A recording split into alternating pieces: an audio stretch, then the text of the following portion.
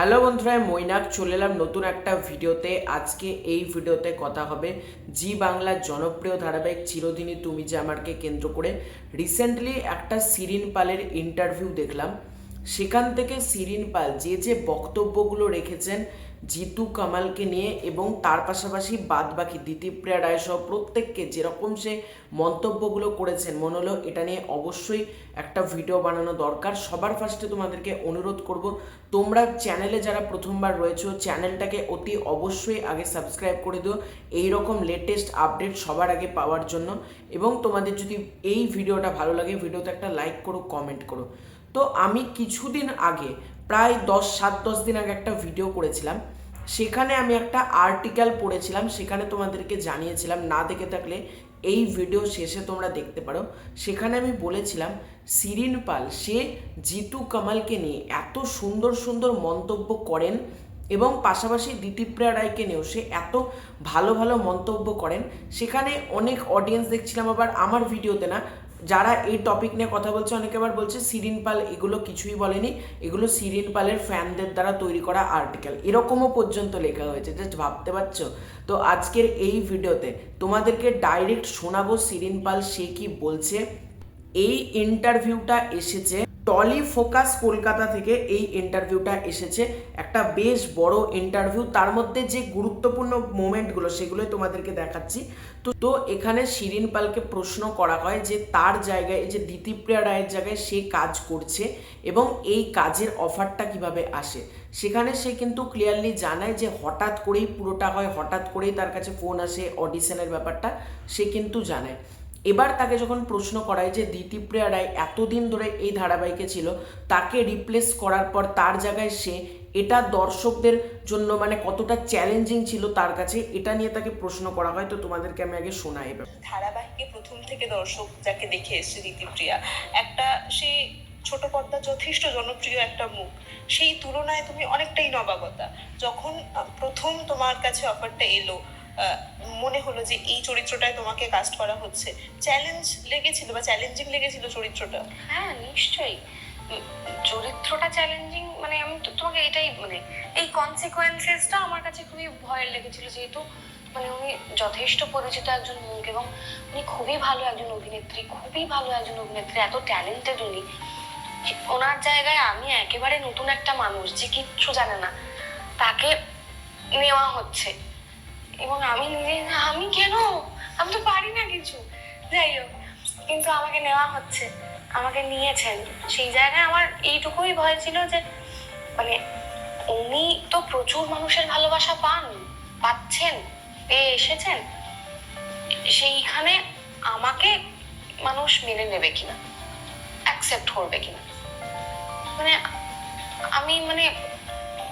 আমি আগেও বলছিলাম যে উনি খুবই ভালো অভিনেত্রী, খুবই ভালো অভিনেত্রী, কিন্তু আমার তো নিজের একটা ভয় থাকা স্বাভাবিক। কিন্তু ওই তো আমি চ্যালেঞ্জ তো ভালোই লাগে, ঠিকই আছে, মজাই লাগছে। একদম শুরুর দিকে যখন তুমি এলে, সোশ্যাল মিডিয়ায় একটা দর্শকদের একটা বড় অংশ অনেক ট্রোলিং, অনেক অনেক সমালোচনা বিতর্ক আমরা দেখেছি, যে গ্রহণ করতে কোথাও গিয়ে সমস্যা হচ্ছে একটা নতুন মানুষকে একই রকম চরিত্রে, কোথাও গিয়ে অভিনেত্রীর পাশাপাশি একটা মানুষ হিসেবে এতখানি ট্রোলিং প্রভাব ফেলেছিল, ওভারকাম কি করে করলে? এই রে, আমি জানতাম যে এটা হবে, আমি তো সবটা জেনেই এটা নেমেছি। স্বাভাবিক।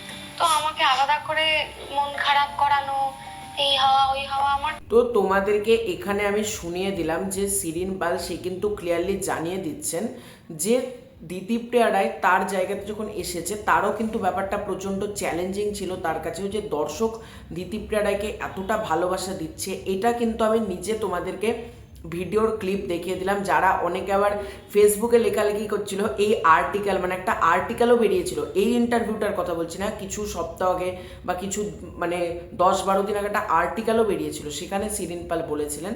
তো সেখানে অনেকে বলছিল মানে ফ্যানরা তৈরি করছে আর্টিকেলটা। যাই হোক, তোমরা এখানে নিজেরাই শুনে নিলে।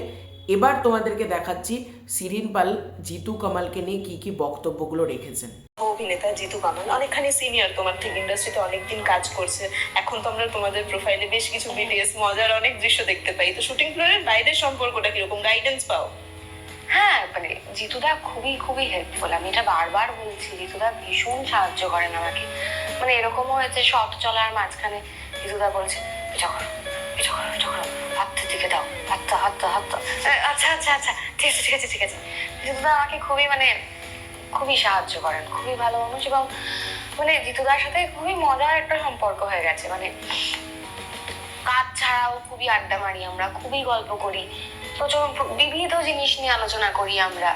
মানে আগের দিনে আমাদের মানে নাটক নিয়ে বা অভিনয় নিয়ে, জেনারেল অভিনয় নিয়ে প্রচুর কথা হচ্ছিল যে কিভাবে আমরা থিয়েটার মানে অভিনয়কে দেখি, বা মানে কোনটাতে আমাদের ট্রুথ আছে বলে মনে হয়। বিভিন্ন রকমের আলোচনা, খুব মজা লাগে জিতুদার সাথে গল্প করতে, প্রচুর গল্প হয়।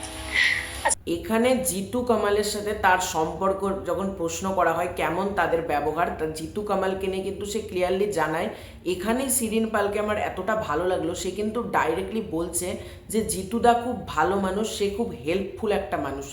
এই যে যারা জিতু কামালকে নিয়ে নেগেটিভিটি করেন, আমার মতে তারা আমার এই ভিডিওটা হোক বা ইন্টারভিউটা হোক একটু দেখুক।